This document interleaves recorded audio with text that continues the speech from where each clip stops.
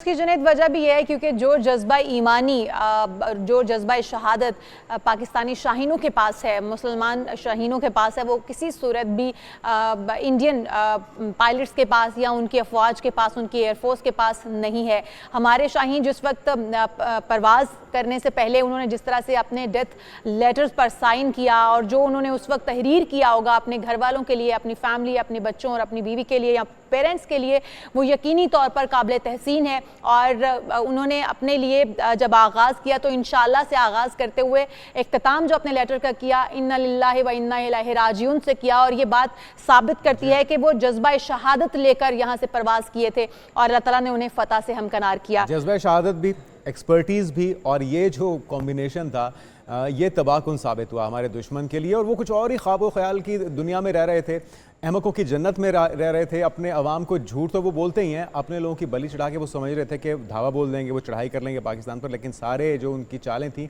वो उनके ऊपर ही फिट हो गई और वो ट्रैप जिसके लिए पाकिस्तान को फंसाना चाह रहे थे उसमें खुद ही फंस कर रह गए। बिल्कुल सही कह रहे हैं। और यही नहीं जुनैद, बल्कि अगर आप देखें तो उनको शायद ये भी लगता था, वो आप तो बिल्कुल सही कह रहे हैं कि वो अहमकों की जन्नत में रहते हैं, अपने लोगों को बेवकूफ़ बनाते हैं। उन्हें ये लगता था कि जिस तरह वो बॉलीवुड की फिल्मों में, अपनी बनाई हुई फिल्मों के अंदर उनका हीरो आता है और पाकिस्तान के बहुत सारे एमिनेशंस, पाकिस्तान के बहुत सारे अड्डे तबाह करता है और फिर वापस चला जाता है, यही कुछ होगा। लेकिन वो भूल बैठे थे। ये आप ठीक कह रही हैं। और एक छोटा सा रजनीकांत नरेंद्र मोदी के अंदर भी बसता है। आपको पता है कि वो इस तरह के बड़के मार के, इस तरह की धमकियां दे के ये कोशिश करते हैं कि वो शायद बॉलीवुड के हीरो नज़र आएंगे, लेकिन वो इतने भद्दे और इतने नाकाबिले बर्दाश्त दिखते हैं। और मेरे ख्याल में बहुत बड़ी हिम्मत की बात है, हिम्मत की बात देनी चाहिए इंडियन अवाम की कि वो इस तरह का प्राइम मिनिस्टर बर्दाश्त किस तरह से करते हैं। वो मतलब किसी भी सूरत में काबिल कबूल नहीं दिखता, लेकिन जब वो इस तरह का झूठ बोलते हैं तो और भी बुरे दिखते हैं। और ये सारा कुछ करने के बाद वो एक्सपेक्ट करते हैं कि पाकिस्तान उसका सब्र से, तहम्मुल से मुजाहरा करेगा, जवाब नहीं देगा। तो बहरहाल ये सारा कुछ हुआ है और इस दिन को मनाए जाने का मकसद यही है कि इसकी अहमियत को ना सिर्फ याद रखा जाए, बल्कि आने वाली जो हमारी जनरेशन्स हैं वो भी इसको समझ सके। तो डॉक्टर हुमा बकाई साहिबा हमारे साथ मौजूद हैं। आपको वेलकम कहेंगे डॉक्टर साहिबा। आज यौम तशक्कुर पूरे पाकिस्तान में मनाया जा रहा है। यकीनी तौर पे अल्लाह ताला का जो एहसान हम पे है उसका शुक्र मनाना बहुत ही ज़रूरी है। ना सिर्फ पाकिस्तानी मीडिया बल्कि अब तो इंटरनेशनल मीडिया भी बता रहा है जो कारनामा पाक फ़ौज ने सर अंजाम दिया है। और तमाम ही शोबों में, सिफारती सतह पे, अस्करी सतह पे, पाकिस्तान की मीडिया हो, पाकिस्तान की आवाम हो, जिस तरह से इस मार्के को सर अंजाम दिया, यकीनी तौर पे शुक्र तो बनता है। जी बिल्कुल, अल्हम्दुलिल्लाह। हमारा सफारतकारी भी इंतहाई उम्दा थी और जब अग्रेशन आया इंडिया की तरफ से तो उसका जवाब भी पार एक्सीलेंस था। लेकिन सबसे बड़ा सवाल ये है कि इंडिया ने जो इल्ज़ाम लगाया था वो लोग तो आज तक नहीं पकड़े गए। ऑक्यूपाइड कश्मीर एक ऐसी जगह है जहाँ हर 4 या 5 आदमी पर एक फौजी खड़ा है। जिस जगह ये वाकया हुआ था वहाँ पर कोई दाखिल नहीं हो सकता चेक पोस्ट से गुजरे बगैर। और अब तो ये खबरें आ रही हैं कि उन्होंने 3-4 दिन पहले चेक पोस्ट ही वहाँ से हटा दी थी, ख़त्म कर दी थी।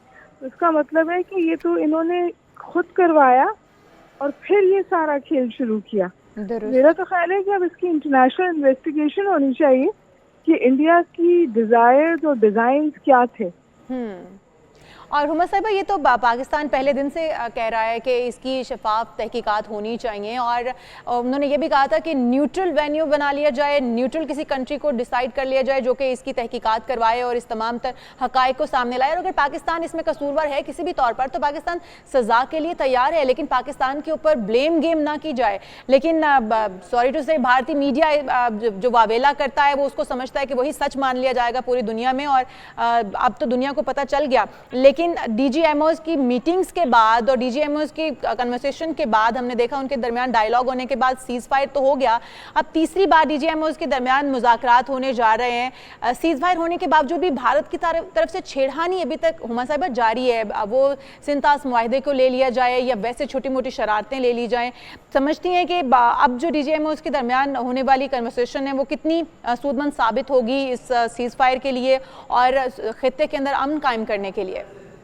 देखिए कि डीजीएमओस की जो मीटिंग है वो एक रेगुलर फाल है और वहाँ ठीक है वो हो रही है रेगुलरली। और सिर्फ सीज फायर को एक्सटेंड किया जा रहा है, लेकिन जो मेजर कंसर्न्स हैं वो तो डीजीएमओ लेवल्स पे एड्रेस नहीं होंगे। जैसे आपने अभी जिक्र किया सिमतास मुआहिदा है, फिर भारत ये कोशिश कर रहा है कि मतलब आईएमएफ को कभी अप्रोच करता है कि पाकिस्तान की ट्रांसमी रिलीज करो, कभी फैटफ वालों को रिलीज करता है को अप्रोच करता है कि जी आप इनको दोबारा से रिविजिट करें अपना डिसीजन। फिर वेस्टर्न बॉर्डर पर भी वहाँ इन्होंने एक्टिविटी बढ़ाई है, तो बजाय इसके कि बैक ऑफ करे वो पलट के डिफरेंट फ्रंट्स की से पाकिस्तान पर हमला करने की कोशिश करे। इसलिए मैं समझती हूँ कि ज़रूरी है कि हम इंटरनेशनल कम्युनिटी को इंगेज रखें, क्योंकि मीडिएशन जो है उसकी बात हुई थी, थर्ड